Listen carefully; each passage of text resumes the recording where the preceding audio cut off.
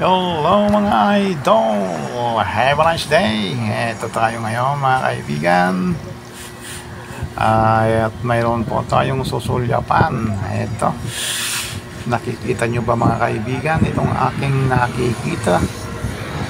This is my video for today mga kaibigan, mga idol, mga friends, mga viewers, Luzon, Visayas, in Mindanao. Ito mga kaibigan, mga idol, ang aking video for today.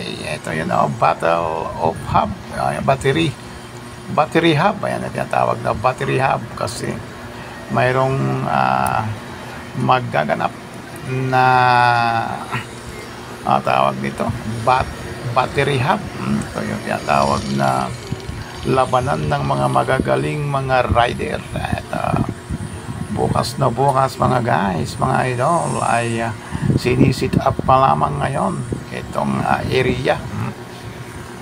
Ating silipin at pagmasdan mga idol. May mga bakod-bakod, may mga bakod-bakod kasi dyan magpapatakbo yung mga rider bukas mga kaibigan. Magpapatakbo sa mga lubak-lubak na lupa. Ayan, may mga lubak-lubak, may marami pang mga damo-damo. Ayan mga kaibigan, mga idol. Ewan ko kung saan nila napulot yung ganitong mga diskarte. Parang ginulo-gulo lang nila yung lupa para mapahirapan yung mga rider bukas. Maayos na lupa, ginulo-gulo, binungkal-bungkal, binuldo-bulldozer para maging mukhang pangit yung lupa mga idol.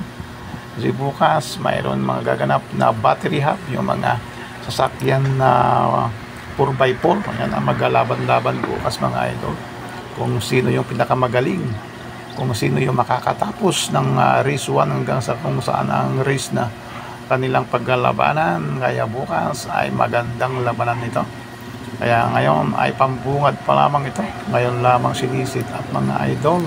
Sit up pa lamang ito mga idol, pero bukas ang totoong labanan ng mga rider na mga battery hub tinatawag, yung mga 4x4 na sasakyan at laban-laban kung paano nila nalampasan yung mga lubak-lubak na daan. Sige, salamat mga idol.